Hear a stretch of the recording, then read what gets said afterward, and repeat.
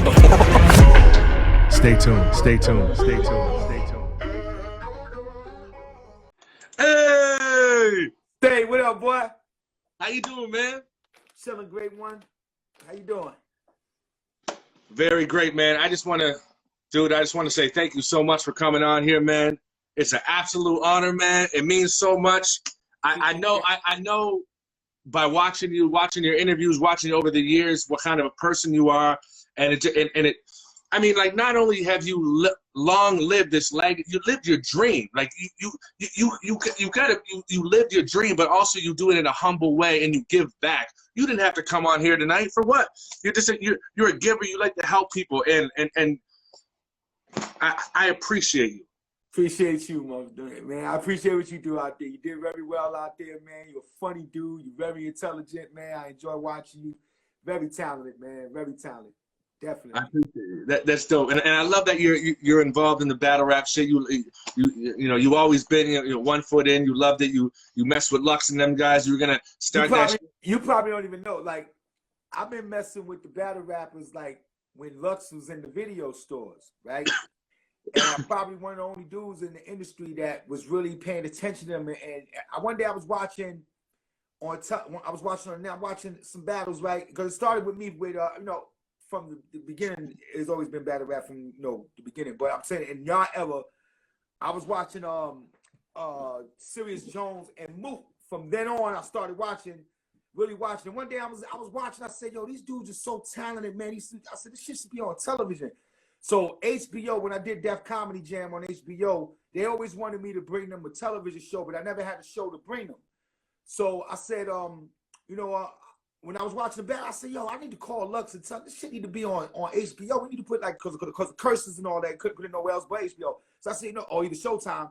I said, "Yo, it need to be on HBO." So I called Lux, and me and Lux talked, start hanging out for a minute, and I said, "Yo, we're gonna shoot something. And we're going to bring it to HBO. We're going to shoot a half-hour joint." So what happened was we got together. I put this big screen TV out in front of the video joint. I went and got KRS-One, Rakim, and Big Daddy Kane and made them my judges. They were all up on the panel. Just to have them three on the panel had everybody bugging out, right? So I had all the three up there. I bought the catering, had the catering and everything. And we did 4 battles. The one battle that we put together that we were going to present to HBO was the Tech 9 and Goods battle. Right, rest in peace, Tech 9. And we shot that. We put it together, made it like a boxing match and all that. And we went and showed it at the AMC Theater. It really did good. Something happened between me and Lux. I think Murder Mook mentioned it in one of the battles, and so did Howard the Dawn. He mentioned it in one of the battles with Lux. Something that happened between us, so we ended up not doing it. But I was still a fan of battle rap. Still was with all the battle rappers. Like I said, I was up on it earlier. So one day I was watching Summer Madness 2, and I seen T-Rex battle. I think it was Averb. It might have been Averb, whoever it was. The one where was Diddy there? That one? He threw the $10,000 into Rex. I said, he could have took that $10,000 and put it on a project. So you know what? I'm gonna do a project on the battle rappers. I said, I'm tired of hearing the battle rappers can't make good records. So I made this album with all the battle rappers. Most of them, I didn't even know them. I was riding in my crib. We did this album called Top Tier. And I still have the album right now. I never put the album out. I recently did a record with Bill Collector. And the record is crazy. And it's called All About the Money. But then the pandemic hit and I couldn't put it out. Right. So, but the album is crazy. So when I do put it out, it's going to be really dope. And I listen to the album every now and then just to see if it still sound relevant. You know what I'm saying? Yeah. Timeless. Wait till you hear it. You're going to love it. I can't wait. That's crazy, man. No, everybody's on there. I respect you so much for that. See, people ain't doing that. People ain't coming on live with PatStay. People ain't putting on battle rappers like, man, like, you lived it, bro. You lived it. You're like...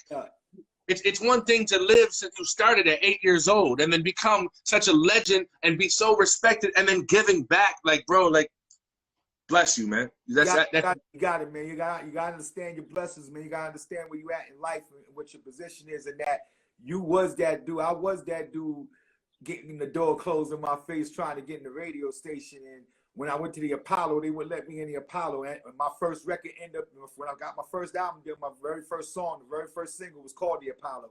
And it was at the time the Apollo was losing money. They was about to close, and I donated the money for my single to them. You know, so I always been with the underdog, always trying to help out, always wanted to help people. You know, this live thing that's going on, I've been doing this since 2015, DJing on live. This ain't nothing new for me, but since the pandemic hit, it brought all the attention to it, you know, in a big way, especially with D Nice doing what he did. But I've been doing this since 2015, 2 shows for 2.5, 3 years. And then I started on Sirius XM Fly, so that's why I stopped doing the IG Live and the Periscope to drive everybody there. But now we back and we heavy. Yeah. That's what's up, man.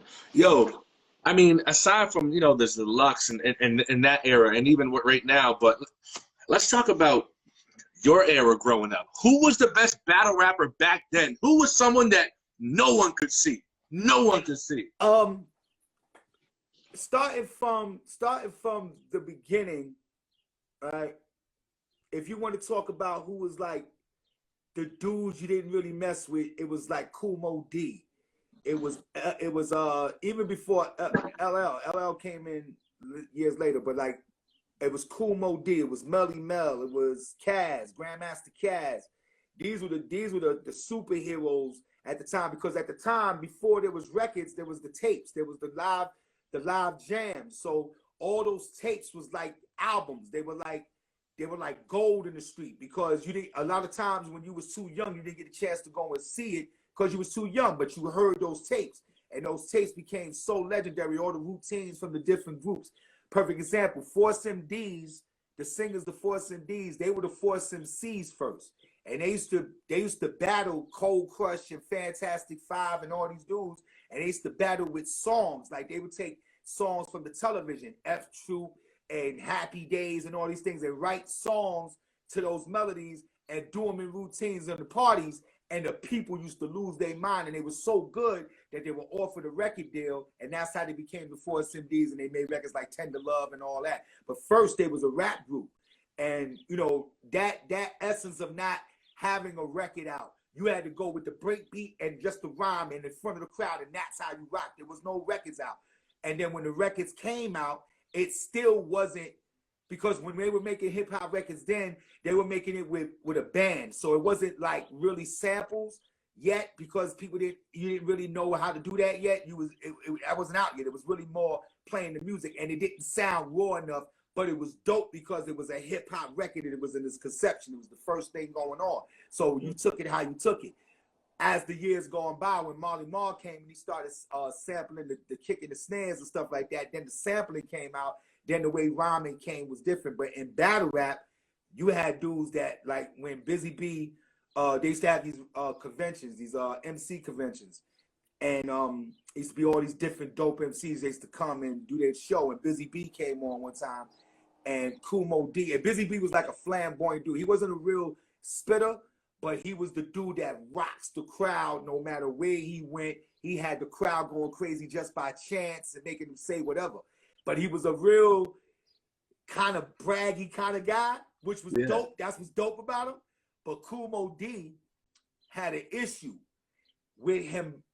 He said that one day he came in, I think it was in the Beef joint, in the Beef television show, when he said he came in and he was saying, yo, that trophy right there, that's my trophy. He was saying, Busy B was saying, that's my trophy right there, that's my trophy. And Kool Moe Dee was watching him. So the next time they came in, Kool Moe Dee had a rhyme ready for him.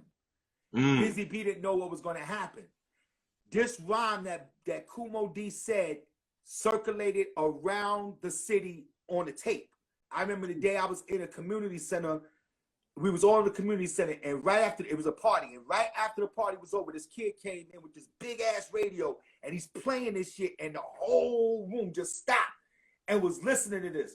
And this was the first time we heard the triple rap. Because Kool Moe Dee said, after he did the battle, he said, I'm a super duper party pooper man, my daughter super duper. He did that. That was the first time triple rap was ever done from Kool Moe Dee. So he did this shit that night in the battle. That battle became monumental all over the world, all over the country. To this day, they talk about that battle. That's why I was in the TV show Beef, because it was so monumental. And I was there to see that. So that, and then later on when the records came, and battle became in records, and you had dudes like LL going against Ice-T and Kumo D and, you know, doing that. And, you know, it became that. Battle records went to sell. So that's why you didn't really hear it a lot. But people had beefs. You know what I'm saying? There was always battles going on before, like, that was just in the city that nobody knew about. And unfortunately, there was no internet to really see this. You know what I'm saying? So at the time, it was just contained where it was at. You know what I mean? So, you know, and that's the same thing with Lux and them. Like, even when Lux started with the Lions Den. The Lions Den, excuse me, with the Lions Den, like, internet wasn't popping like that for them to really see what was really going on. And when they really caught on and seen it, and I told Lux, I said, Lux, we need to be the ones to put the battle rappers in all these big venues. We need to be the ones that manage them. We need to be the ones that get them record deals. I told them all of this. I seen it way ahead of time. This was 9 years ago, 10 years ago. I said, I seen this way ahead of time, what was going to happen. And the day Eminem called for me to do Total Slaughter, to coach, to judge Total Slaughter against Lux and Mook, I'm standing there looking at this shit, and I'm saying, this is exactly what the fuck I told Lux. This, what's happening right now is what I seen so ahead of time. That's why I end up doing the album, because I seen it in the battle. Y'all are some of the most brilliant dudes on earth. On earth. Y'all some of the most brilliant, put together masters. The hoodest motherfucker, smart as shit. You know what I'm saying? To where the normal person can't do that shit. And be there and do it consistently. No, like, most don't choke. You know what I'm saying? Like, to not do that, you know, it's special. So that's why I was so engulfed in wanting to help and do it right. And with Lux short thinking, he didn't see what I seen, or maybe he's seen it for himself, because at the end of the day, he was the one that turned battle rap on his face by that battle with Calico. He ended up doing it anyway. You know what I'm saying? But I seen a bigger picture, the way he could have been an owner. Instead of just, you know, but on another note, Smack is my man, and it really was supposed to have been Smack to do that. You know what I'm saying? But I felt like I had my star power. If I could help bring something to battle rap, if I could help push it along, let me try to do what I can do. You know what I'm saying? Whatever. I'm not a battle rapper, but I know it was dope. And, you know, I really respected it. I didn't see anybody else that was in my position saying, yo, let's help the battle rappers. So that's what made me want to get involved with it. And to this day, I'm a full fan, watch every battle, know every battle.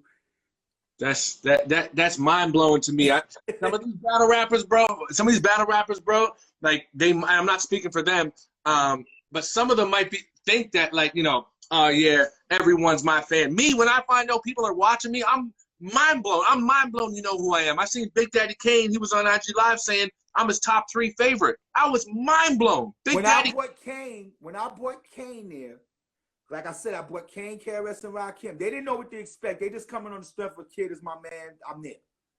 When I bought them there, they were so excited. I never seen Rakim. First of all, Rakim doesn't come out.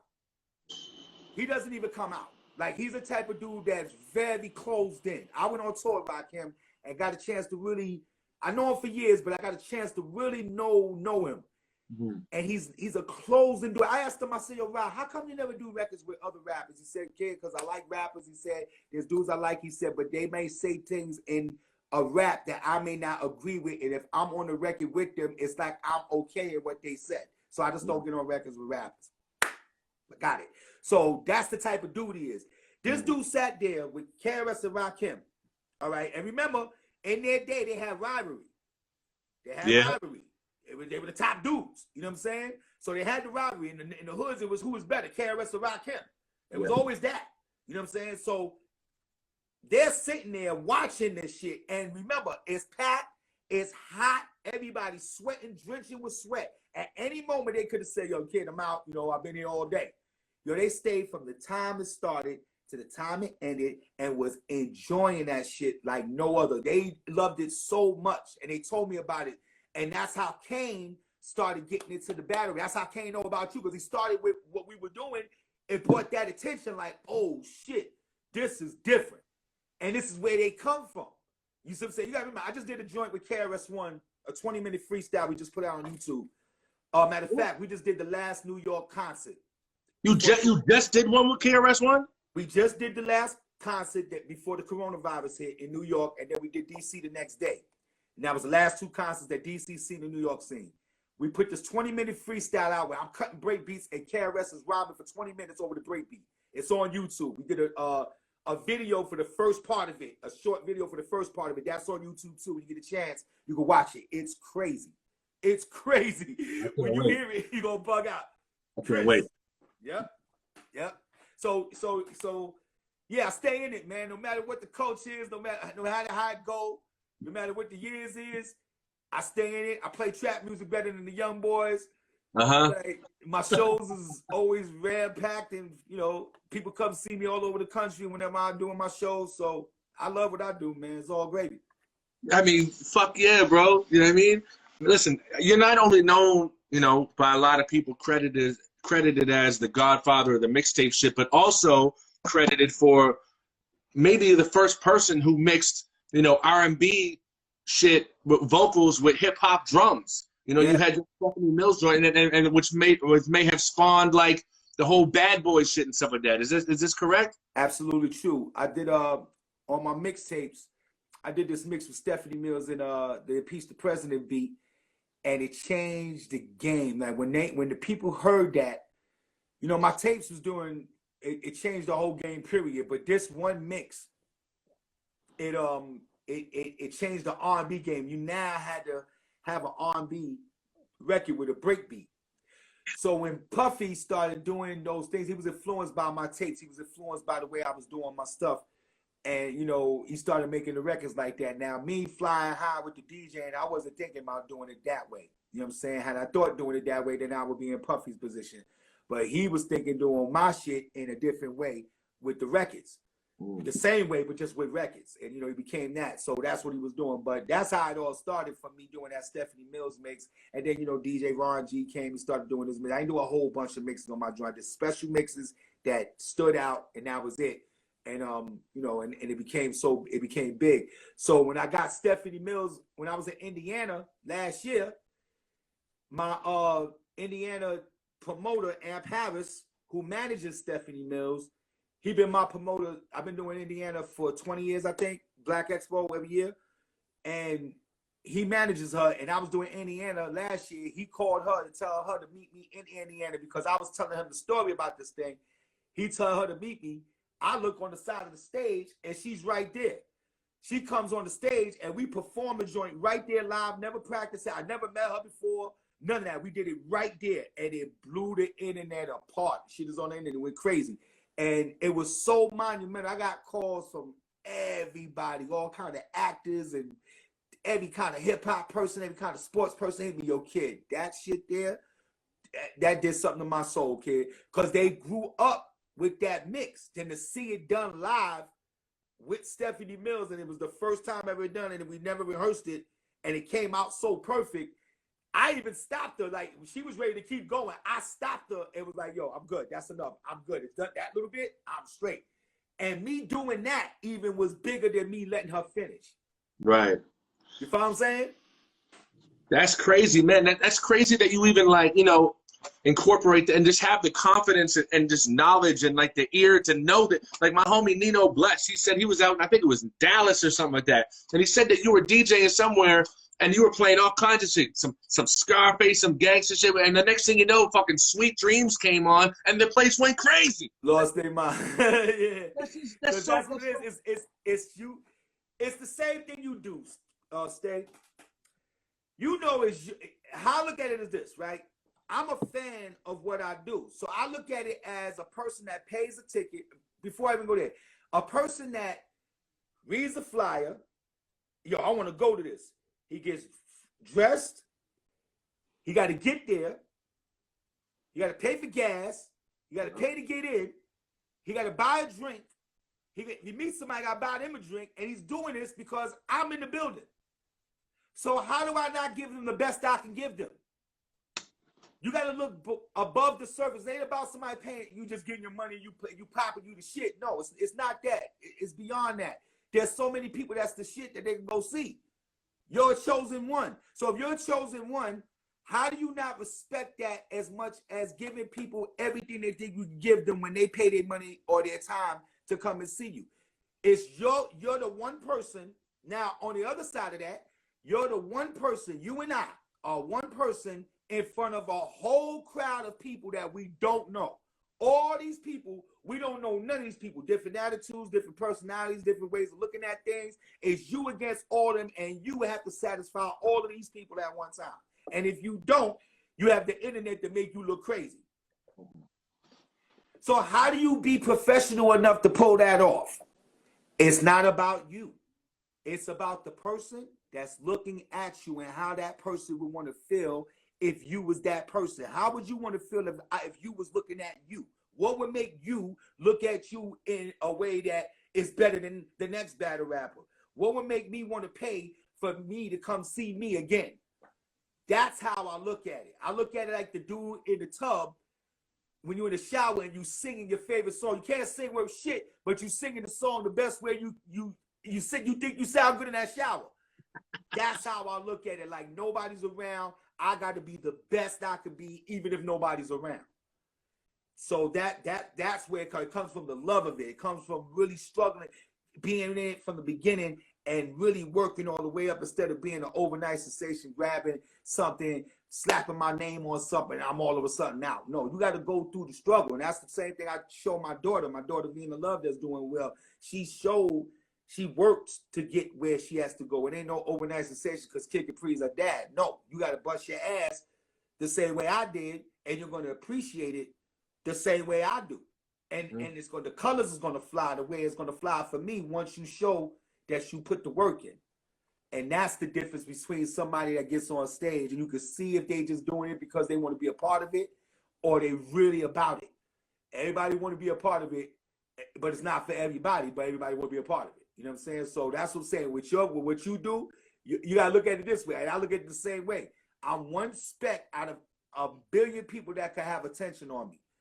You know what I'm saying? You are the chosen one. I'm a chosen one that people even care. You know what I'm saying? So with that, treat it with respect. Treat it with dignity. Show the people that you really care about your shit. Don't take no shit, but don't start no shit. Do what you do. You know what I'm saying? And that's the respect level that I have for it. You know what I mean? Hey man, it shows, man, and that's why the longevity is there, man. It's amazing, man, and it's about taking risks too, because who plays those songs back to back that plays Sweet Dreams? Like, that's a ballsy move, and then always took a risk. Always took a risk. When I was selling my mixtapes, I'm sitting on the street corner watching girls laughing at me because they thought I was doing bad by selling tapes. Meanwhile, I'm making $2,000 in an hour. I'm selling $20 tapes in an hour, selling out. Go back home, get another 100 tapes, come back out, sell those in 2 hours, and sell them in an hour to make $2,000. So, you can't think about the people that's not with you. You got to think about the people that's with you, and that's the people you satisfy. You know what I'm saying? You can't satisfy everybody. Nobody got to know what you're doing. People going to make assumptions. People going to, they're going to say whatever they're going to say. Where your heart is at, what your intentions is, what you really mean, that's what really matters. And then everybody will work out the rest when they find out if they want to do that, if they want to do that, if they care to do that. If they don't, it shouldn't matter to you. All you can do is do the best you can do. Do the best you can do. Whoever's with it, they with it. If they not, you keep going until they with it. But you're not here to satisfy everybody. You know what I'm saying? I can't tell you how many people growing up were like, they would see me walking down the street rapping and make fun of me. Man, my oldest brother, I used to live with him, and he would be like, yo, if you don't mind, stop walking down the street rapping and shit, because the neighbors are going to be weirded out, man, and I don't, you know what I mean? We're going to get like, they think you're weird, and people would laugh at me all the time. They'd be like, I just seen Pat walking up the street rapping. Just like you sell the tapes and stuff like that, girls make whatever. But I wasn't never ashamed. I'm like, bro, you don't know what I'm about to become, man. I might look weird. I might look like I'm talking to myself. I might look odd to you. Check me in 10 years. Let me tell you something, man. When Andre 3000 started putting on dresses and all this weird shit, they said Outkast was weird. You know what it was? It wasn't that Outkast was weird. While everybody was over here, Outkast was over here. And they sold a diamond album. You know why? Because Dre didn't give a shit about what you thought. What counts is the music. The music is what counts. Biggie said it best. I'm big, black, ugly, and fat. Regularly, without the attention that he had, walking down the street, women wouldn't really pay him no attention. He made the type of music that changed the mind of the people. He made the type of music that made him sexy. He said himself on the record, I'm big, black, ugly, and fat. But his music was so dope, didn't matter. See what I'm saying? So it starts with the music. Don't matter which ages, where you come from, how you look. Don't matter. That shit don't matter. That shit don't matter. Laffy Taffy. How simple was that record? Laffy Taffy. The Laffy Taffy. You and I wouldn't have made that beat or rhymed on that record, but it was a hit. It's a big world out here with a lot of people in it. Who are we to judge? Other people may like it. Right. You know what I'm saying? And then later on, now we like it. You know what I'm saying? It's like, so what do you do? Like, you know, you make what you can make, do what you can do, try to satisfy the people you can satisfy that's got their face on you. And that's it. You walking down the street, rhyming, and people gonna think you weird, so what? When we were young, our parents said, yo, what's that noise y'all doing? Well, not my parents, but parents generally said, what's that noise y'all making? What's all that noise y'all doing? What's this hip-hop shit? That shit ain't gonna last. Y'all bugging. That shit ain't gonna last. How long were they? You took over the whole world. The whole world. There's nothing. Rock, everything. Took over by hip-hop, everything. Everything. They said it won't last. Facts. You do what you got to do. Nobody's supposed to get in the way of what you're trying to do. Facts. That's true. Every genre, every commercial needs something with hip hop in it. Everything. I don't care what. It could be a commercial about diapers. Dishwashing liquid. They're like, yeah, we got the dishwasher wicked. With the boom bap in it. They're rapping. Man, listen, even the Taylor Swift, like she need, like not saying she needs, she's a great artist, but like she's coming with some boom bap beats sometimes, some hip hop trap type beats. You know what I mean? It's incorporating hip hop is all of them. Christina Aguilera, she went got DJ Premier. Bam, bam, that's Premier. Like hip hop did it for everybody. Mariah Carey, the darling of Columbia Records. Okay, when she came out, love takes time to heal. Next thing you know, boom, boom, boom, boom, boom, boom, boom, sampling all the shits because hip hop dictated everything. Came African music, Jamaican music, Japanese music, classical music, trap music. Everything comes to hip hop. Country music came to hip hop. Old Country Road is a real country rap record. Came to hip hop. You see what I'm saying? So it all comes. That's why hip hop is so big, because everything merges to hip hop. You can make hip hop with anything. Tribe Called Quest. If you listen to Low End Theory, that's all jazz. Yeah. All the early 90s hip hop, Pete Rock, that's all jazz music. Bebop, hip hop, doo-wop. All falls into the same shit. So that's what I'm saying. Like, it's so big, and that's why it became so big, because it's so versatile. It's so much shit come to it. You know what I'm saying? So accepting. You know what I mean? So accepting of everyone. And that's the most beautiful thing. You know what I mean? It's not pushing anyone out. You know what I mean? No. If a country artist comes in and wants to do a hip hop type beat, it's like, cool, man, have it. If a white battle rapper wants to come in and kill shit, they're like, woo! As long as you dope. I don't believe. Look, God bless Lord Jamal. That's my dude. But I don't agree with the calling. All right, you may say white people are against hip hop. Why do we have to say that? That's my shit. Like, if you were dope, you were dope. Period. Michael Jackson was 8 years old. All right? Maybe even younger than that. Grown people, I'm sure, say, yo, this little nigga is better than me. And envious of this little kid.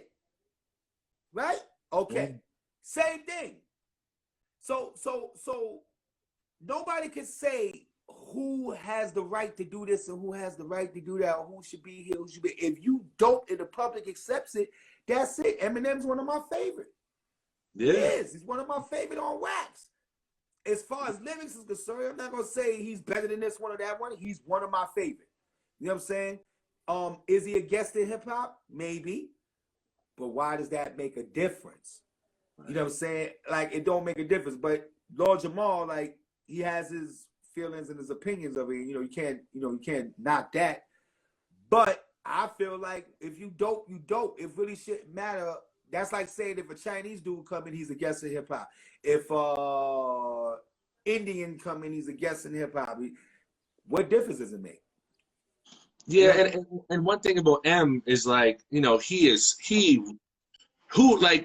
there's not that many people, I shouldn't say this, but okay, he really respects the craft. Like, this guy is obsessed with the craft. Who right? you said? Eminem. Yeah, no doubt. That's what I said, right? Eminem. Yeah, Eminem, he respects the craft so much, like, to an obsession point, right? So it's not like he doesn't, he comes in and disrespects the culture with, like, just some bullshit to make money. Like, he really respects the shit. And that's what I'm talking about. Like, that's the difference. I'm not talking about somebody that just want to, you know, take from it and get something because they can get something. I'm not talking about that type of dude. That white dude, yeah, he's a guest. I'm talking about a dude that really, really did. Eminem grew with black people in Detroit. Yeah. Detroit is hard. Detroit ain't no soft shit, okay? It's real. He grew up with that. That movie that he made, you know, it perpetuated what he really grew, how he really grew up. You know what I'm saying? So he been around it, and when you've been around it, you adapt a certain language, a certain walk, a certain way of dressing, a certain kind of living. When you're around that, you can't help what your color your skin is. You can't help where you come from. You are who you are. You know what I'm saying? I'm half black, I'm half Sicilian. Is anybody gonna tell me I'm any less blacker? No. Anybody gonna tell me I'm any less Sicilian? No. I'm what I am. And I'm and stand tall on that. But what I do should really matter. It doesn't matter all that other shit. It you know what I'm saying? That's none of your business anyway. What matters is, how is he, the dollar I'm spending for, am I satisfied? Or what I'm listening to, am I happy with? Do I like that? That's all that really matters. You see what I'm saying? You became one of the few white rappers that was able to get in a black battle rap league and be the shit. Thank you, man. Thank you. How hard that is? Yeah.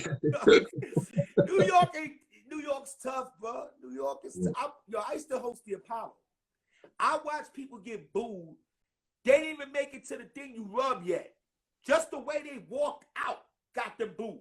They didn't even make it to the rub thing yet. Never mind the mic. They didn't even make it to the good luck thing. They got booed by the way they just looked.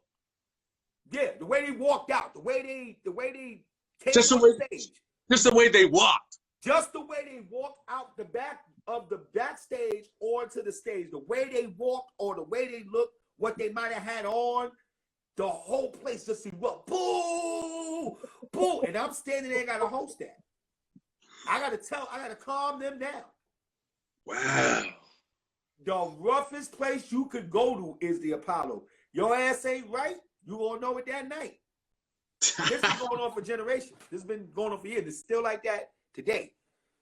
That's why they said if you make it in New York, you can make it anywhere. I mean, now it's different because of the internet, but at one time, they said you make it there, you can make it anywhere, because New York is hard.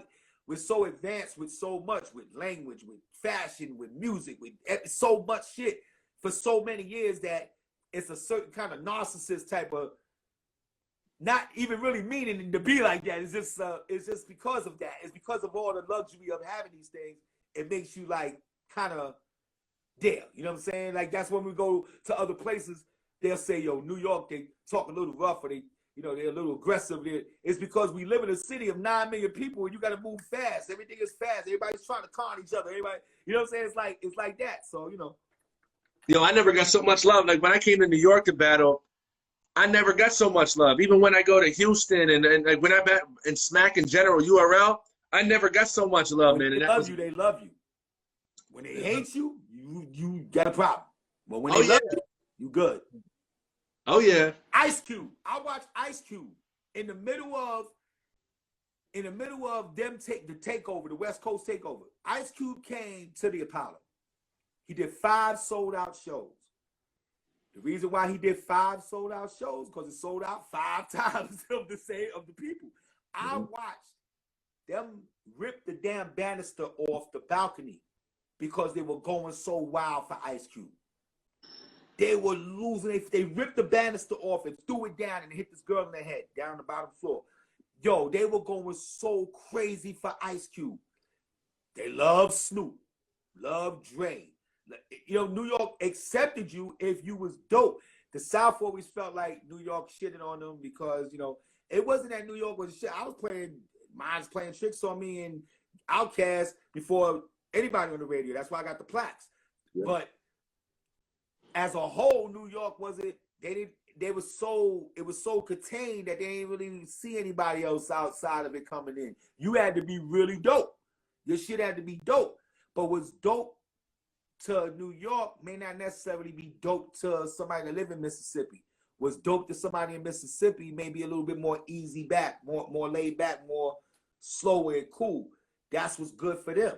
That's why you got to respect everybody's opinion. It's a big world, a lot of people in it. It ain't just about us, you know what I'm saying? And that's why it exploded so much because it was so contained and we had it for so long. You know what I mean? Yeah. No, absolutely, man.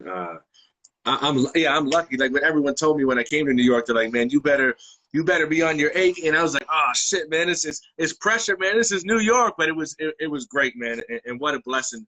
But it ain't no different than me coming to California or coming to Toronto or anywhere in Canada. Like, I was able to tap into being able to feed everybody. Anywhere I go, everything is always great and good. But you gotta know what Toronto like. You gotta know what Mississippi like. You gotta know what Pine Bluff, Arkansas like. Anchorage, Alaska. Albuquerque, New Mexico, any place you go, if you go to Germany, you go to Brazil, you go all these different places, they have their own shit that they like. They might want some of yours, but what about what they got? When I did Khloe Kardashian's wedding with Lamar Odom, I went there knowing that the Kardashians are Armenian, right? I don't know shit about Armenian music, but I made sure I had the top Armenian music. When I went in there and I played that goddamn Armenian music, them people lost their mind and they're so big and they were just so happy and so appreciative because they didn't expect that. But you see the Kardashians' father, he's in the middle of the floor spinning around. That's because you have to do your job. You have to know when disaster battles. Right? Disaster's one of my favorite battle rappers. Right? Okay. When Disaster battles, he knows what to say according to where he's going. When he's going somewhere, I watch other battle rappers do it too. But he does it especially good because he goes to other countries and he'll say their language and their shit. That's what makes him so master of ceremony. Right. So that's what I'm saying. You have to know these things. You go on these people's things. The littlest thing that you may know that they may not think you know could mean so much throughout the end of the night. You say it one time, blows the whole night out, and they'll remember that more than the whole battle. They'll remember that more than my whole show. He talked about, and that's going to be the topic of the conversation. Then he did good. He killed it, but he said this shit. That's when you know you touched something because it's not about you now. You looking for them. You know what I'm saying? For sure. And these are the little keys that make you become a legend. Sometimes battle rappers go too far though, because it's always good to cater, but then they'll come with the jersey on, with the you know what I mean, the town logo. They'll have 16 different references. They'll be naming off everything. It's like, all right, bro, like you chuck a few references out there, but don't come with like you come to Dallas. Don't come with a Dallas Cowboys fucking backpack and condom and fucking. Yeah, you gotta be a little slick about the shit. You can't, don't throw it out there just like they gotta be a little slick about it, but. Again, it's not for everybody, but everybody want to do it. So, sometimes, people where you may see the professionalism, somebody may not see it. You know what I'm saying? They just out. And that's cool. But you gotta do your job. You know what I'm saying? You go to these places, man. You gotta be able to blow shit up. If you're not ready, don't go. You know what I'm saying? Because the bad thing is getting booed. That never happened to me, and that's the one thing now. You know, I try to pry on not happening because I've watched that happen. I remember one time we did Def Comedy Jam, and it's only 2 comedians in the whole Def Comedy Jam time we did it that got booed. And it was Shucky Ducky when he came out the second time, and there was this guy named Butch, forgot his last name, from DC. Yo, this man got so booed, it was so bad for him that he was stuck at the mic. He couldn't leave the mic to walk away. He was stuck. The boos was, boo, boo, motherfucker, boo, get your ass. But it was so bad that he couldn't just leave. Like the walk would have been a long ass walk if he would have left. He just stood there. He was just froze. That's something that I dread to not happen to me at any time where somebody just say, boo, get the fuck out of you, whack. Ah. You know. Bro, that must have been the greatest experience ever because, you know, not only, I mean, you're in Def Comedy Jam, bro, but like, you know, hip hop can join with comedy. Like, what's better than great music and laughs? That must have been some of the best times of your life. Definitely was. And when Russell asked me to do it, I didn't understand what was the sense of putting the DJ with comedy. But then I said, it's HBO and it's Russell Simmons. Let me shut up and just go ahead and do it. We did that shit, man. My whole life just changed. It was, I can't even explain it, man. This shit was, it was a crazy time, man, to be doing that shit. It was like, I don't know if we ever have that again. Nah, that was huge, man. I seen Dave Chappelle say that comedians all think they can rap, and rappers all think that they're funny. That's true. New cultures are they're very similar. Like, all rappers love comedy. All comedian. I mean, I can't say all, but like we're so close. You know what I mean? Especially like Def Comedy. Yeah, because it's all spoken word. It's all spoken word. It's all lyrics. It's all motivating people with words. You know what I'm saying? Yes. So it all falls under the same thing. That's why Russell did the poetry joint too. You know what I'm saying? He did the Def Comedy Jam and he did the Def Poetry Jam because it's all spoken word. It's all talking. You know what I'm saying? It's all communication. So that's why battle rap is so deep, because the brilliance of it, how you put flips and words and things together. There's a smart. There be times y'all will say something, I didn't catch it, and the fucking crowd is losing their mind. They caught it right away. I got to rewind and shit and say, yo, what the hell? Because I usually catch a lot of shit, but sometimes I have to, rewind and be like, yo, what did he say? Like, and the crowd already caught it the first time.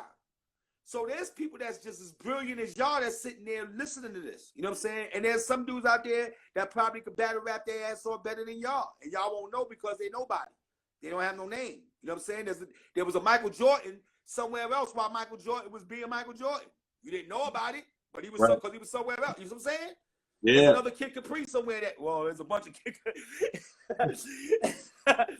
but you know my point. You get my point. You know what I'm saying? I get your point. You know what? It's hard. Those guys that got booed, they say that one of the hardest things to do is make a group of people laugh. I'll tell you though, right now, man, and I don't like to talk about myself or whatever, but making a crowd of battle rap fans laugh is hard too, because they're all there with the mean face on. They're ready to, they want to hear that shit, and then you make them laugh. Like, to turn that whole energy around is tough to do, man. It's very tough, and you do it well with that shit. You do it very well. But you know what? What comedy is telling the truth. Comedy is just telling the truth. It's just telling what people go through every day. When comedians tell jokes, I've been with the best comedians in the world, from Bernie Mac all the way down. All the guys that you see right now, Cedric the Entertainer, Steve Harvey, Jamie Foxx, Marlon, all these dudes came from Def Comedy Jam, everybody. So imagine me being with these dudes on the road 3-4 years on tour buses with Bernie Mac, all day long with Bernie Mac, all day. You can't take that shit. You can't take it. You can't take the laughing that you're gonna go through all day long with him. You'll wake up laughing. You'll be laughing all day on the bus. Then he'll go and host the show, blow the show up, get off stage, come back on the bus, and have you laughing all the way until you go to sleep. all day long. This is what you went through. Chris Tucker, Bill Bellamy, like D.L. Hewley, big funny dudes, like all day. So you hearing these dudes talking, and you hearing all this smart shit they saying out their mouth, and the way they put things, and the way they see things, and how much they read and all that stuff. You're motivated. You're gonna laugh because it's so put together so well. But all it really is truth. Is what people go through every day. Right. You know, it's just how they put it together. It's the same thing that y'all do. It's the same thing. Just y'all do it in a different way because y'all metaphorically speaking, and you're doing punchlines and name flips and all that stuff. But really, it's the same thing. It is. No, it is. Because when you say it's 100% true. It's spoken word. It's just motivation with words. It makes you motivate with words. It is, man. Yep. Who's your next battle? K-Shine. How about that? We were supposed to battle in Houston, but the whole shit happened. But no, he's great, man. Shouts to K-Shine. He's amazing. He's amazing. Top 5, definitely. He's definitely one of them. He's a beast. He's a beast, man. He's a bit. I have love for all my peers. You know what I mean? And he shows the utmost respect to me too. He says I'm one of his favorites ever. Like everyone I battle, they call me out, and I'm not saying that as a whatever. I'm saying it's a respecting. Like Suge called me out, Tay Rock called me out, A-Verb called me out.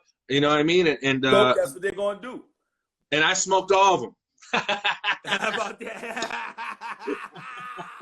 And you look good doing it too. You be having your little suit jacket on. You be doing your little shit, your little hat. You be on your little fly shit. Got your little beard going on. I be seeing. I see what you doing, boy. I see what you doing. You gonna be in GQ magazine soon, huh? It's good shit. It's good shit, Pat. Shouts to them guys though. Listen, Capri. I could. Oh, you got a little lion in the background. You got a tiger. His name is Pipsqueak. You little crazy guy, man. What's up, Pip? There you go, right there. See him? There he is. Okay. Yeah. I seen him on the Tiger. What's it called? That movie. Anyways, yo, Capri, I could keep you here all day because I would have so many questions, but I just want to say I won't keep you, man. Thank you so much for coming on, man. I'll remember this for the rest of my life, bro. It's such an honor. It means so much to me, man. Like, appreciate you, Pat Stay. Much love. You keep doing what you're doing, man. I'm watching you. I'm watching everything you're doing over here. Thank you, brother. I'm going to click the X before you do, because if you do, sometimes it'll delete the whole shit. But thank you so much, man. Have a blessed night, man. Much love, eh? My guy. All right, brother. Peace, man.